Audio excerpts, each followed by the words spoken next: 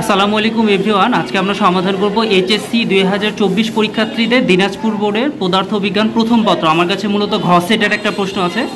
তোমাদের কাছে যে সেটের প্রশ্ন থাক না কেন, তোমরা প্রশ্নের সাথে শুধুমাত্র অ্যান্সারটা মিলিও না এবং কে কত পেয়েছো আমাদেরকে অবশ্যই কমেন্ট সেকশনে জানাতে ভুলো না।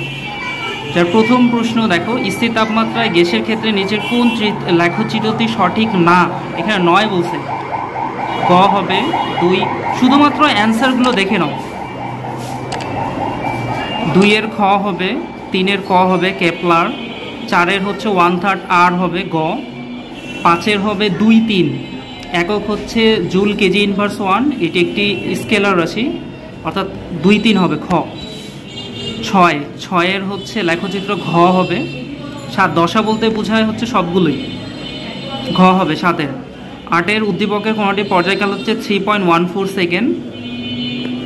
9-এর হচ্ছে 1, 2, 3 ঘ। 10-এর হচ্ছে ক বয়েলের সূত্র।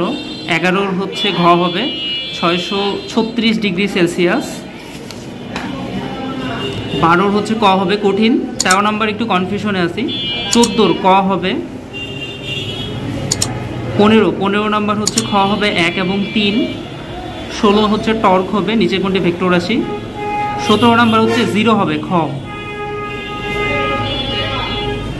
18 হচ্ছে ওয়ার ভেক্টর, নিচের কোনটি? এটা হচ্ছে সঠিক উত্তর, ক হবে 18।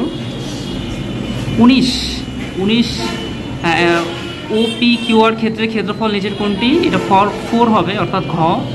20 নাম্বার হচ্ছে MLT ইনভার্স 1 রৈখিক ভরবেগের মাত্রা, খ হবে। 21-এর হচ্ছে গ হবে। 22-এর ক হবে। 23-এর উদ্দীপক আছে, এখানে বলছে কিউ স্থানে রাস্তার ভিতরের পার্শ্ব অপেক্ষা বাইরের পার্শ্ব কত উঁচু? 0.262 মিটার অর্থাৎ গ হবে।